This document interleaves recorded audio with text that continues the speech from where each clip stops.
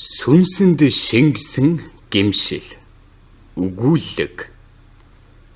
Сэдваанчиг Сэрэдэн хоёр дөрвөн хандтаа утаа өгүүлж дөнгөхөө болов. Нас гэж талийсэн хоёр. Аргагүй л ийм болдог хорвоо байж. Эмгэн дулаан газар өвлжингээд охинидоо төвлөж өвгөн уулын мухрын өвлжөөнд отхон хүүгиндээ хоцорчээ. Малын амьсгаа хөх өтгнөөсөө хол өгөхгүй гэж Сэдваанчиг бүглэрх гэж буй мингэртээ цээж хятнуулжээ. 10 дугаар ангид үүргээд сургуулиасаа завсардсан хоёр ач нь отхон хүү бэр хоёрт нь бүл болохоор тэднийд өвгөнтөө хамт өвлжөв. Хоёр ач отхон хүү бэртэйгээ Сэдваанчигт тун сайхан. Гэхдээ насыг хамт хилээсэн эмгэнэ сэмхэн их үгүйлэн.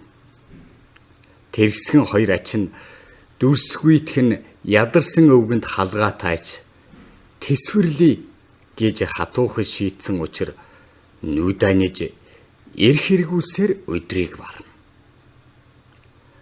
Хаяа амсхийх зур хоёр ачтаа бүх ярьж шилээ шөргөөж цээж ханхалзуулах санаатай.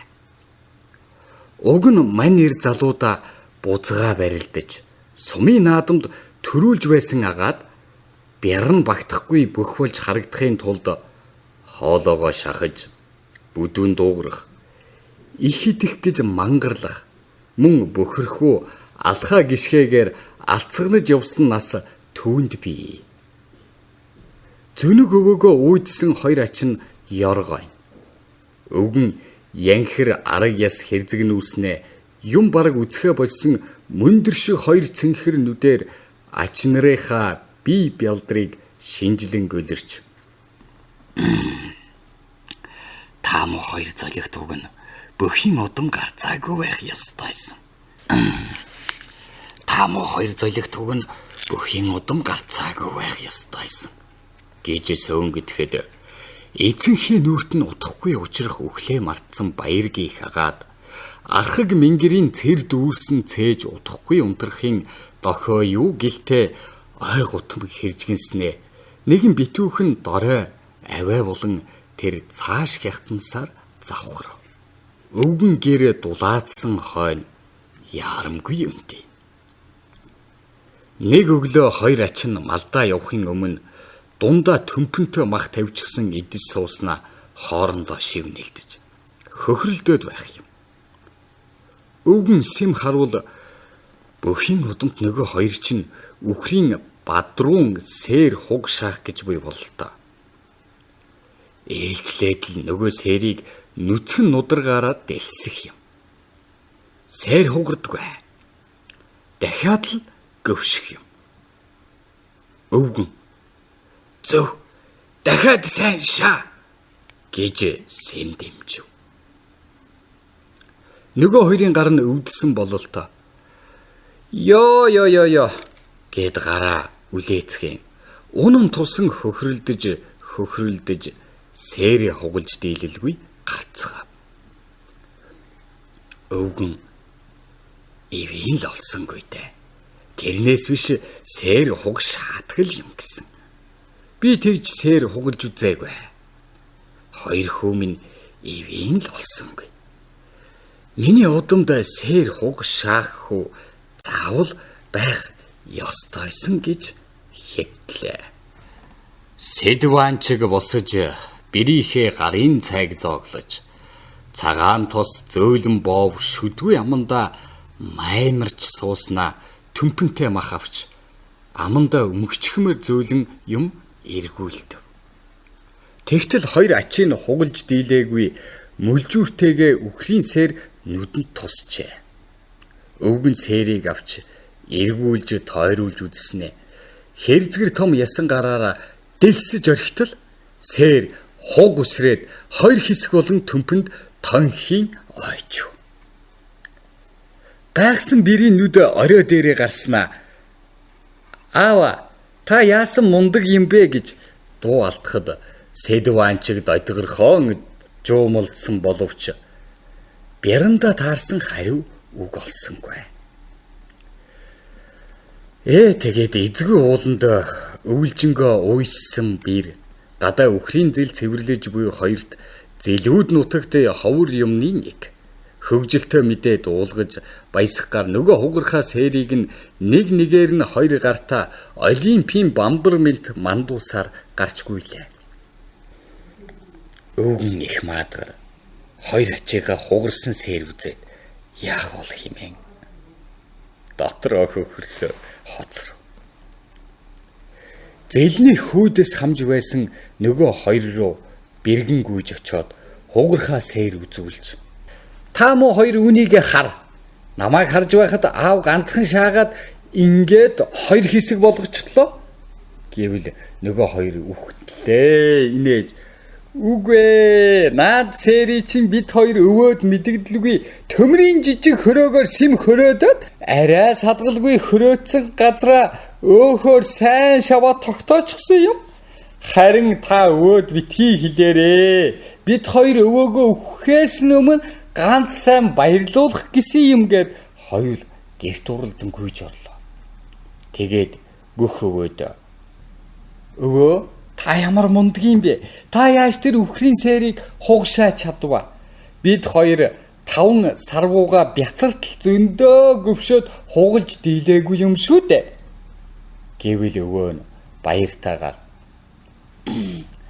юмд чинь эвэг гэж бас байдаг юм аа.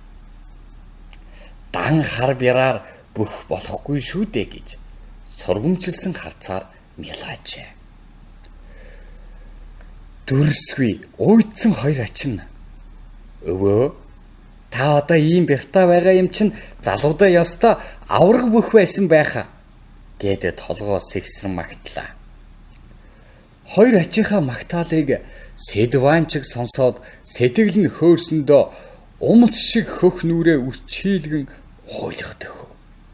Ач нарын хоолоо зангирсан хэдий ч манай өвөө гартаа ямар амар хүчтэй юм бэ гэж шогширсоор. Өвөө нь хөөрч хинхэлцсээр. Үндсэндээ тэр гурав ийхүү наргиж урт өвлийг барж бий билээ. Хавар болж газрын дор бууж дулаарч тараг сүү дэлгэрэх үед эмгэн сэрээд нь хөдөөлж хоёр биенээ сансан эмгэн өвгөн хоёр дөрвөн хантаа юуны төрөв овойлгов. Хоёул тустай амьдрах нэг л ондоо. Сүүлийн жилүүдэд хоёул ялтай ялгүй юмнаас үг сөрмөлцөж муудалзах тэрч байтугай хэрэлдэх болсон гэж. Өвлийн хэдэн сарыг тус тустай өнгөрөөсөн хоёр хөгшин бие биедээ их л ийдэг хэд хоног. Тэгтэл хэрэг биштлээ. Олон хүүхэд аж зээ нараасаа болж тэр хоёрын хэрүүл үүсдэг юм. Энэ удаад бас л тэгжээ. Өвгөн хэнийг зэмлэж, хэнийг буруутгах нь тэр булганыг эмгэн тас өмөр.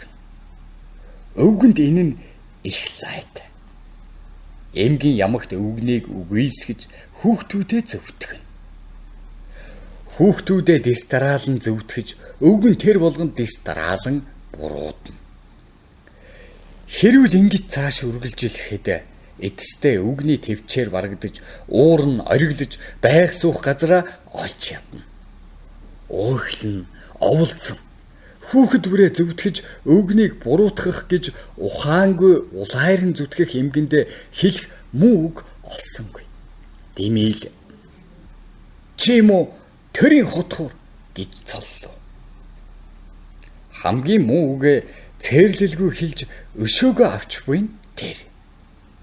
Хэрүүл дээр санаандгүй орж ирсэн отхон хүн эргэнэг хаваар идэж уух юм хаянга хоёр бие рүүгээ давшлан хэрэлдэж буй зөнөг эцэг их хоёрыгоо харж яваад бай давшаад бай гэж ташуур өгч дохуурхаад гарч одлоо. Төрийн хутгуур гэсэн үгний учрыг эмгэн сайн олоогүйч сүрхий хорсжээ. Хэрүүл дулангасгаараа давхын төлөө хамгийн муухай хорон үг болж хэлэх гэж хорхоо өсдөг эмгний удмын гажиг сэдэрч чи өөрийгөө их сүрхий хүн гэж бодож байна уу? Тэр үхний сэрийг чинь хоёр ач чинь төмрийн хөрөөгөөр хөрөөдөж хөрөөцөн ормоо цалцуу өөхөр шавж тогтоогоо чамайг дамшиглах гэж төмпөд тавьчихсан юм гисэн шүү. Зөнөг толгой та чи мө хөрөөцөн сэр хугшаачгаад зөнгөө мэдхгүй онгирч хүүхдүүдийнхээ илэг дог болсноо одоо мэдэж ав. Хэлэх үггүй болов хэрүүлчээ. Ичиг гэж хорыг нь малтав. Өвгөн нэг л хачин сэжигтэй. Таг чимээгүй болчихсон гин. Тэр дахиж үг онгосонгүй. Хэвтээд өгчээ. Удалгүй өвгний лагшин гинэтэй чилээ ирэв. Хамгийн аимшигтай нь өвгөн буруу харж хэвтчихэд дуухардаггүй. Эмгэн ухаангүй сандарлаа. Эр хүнийг ирж чадлаар нь басамжилнаа гэдэг ийм аюултай ажээ. Сүүлдээ цөхөрсөн эмгэн өвгөндөө тэр сэр чинь хөрөөдөөгүй сэр байсан юм аа. Би уурандаа чамайг дийлэх гэж хөрөөцсөн сэр гэж худал хийсэн юм гэж аргадсан боловч Сэдванчиг бас л дуухарсангүй.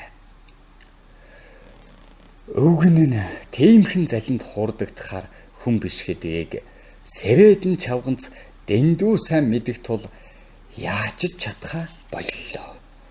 Өвгөн дуурахгүй буруу харж хэвдсэн чихтэй хэд хоноод 90 наснда амьсгал хураасан юм. Эмгэн орилоод салдаг бай. Би юунд тийм хэрэг хийвэ гэж уйлаад гихтээ хүн ороход дургийцэж гав ганцаараа мэгшхийг гэжээ.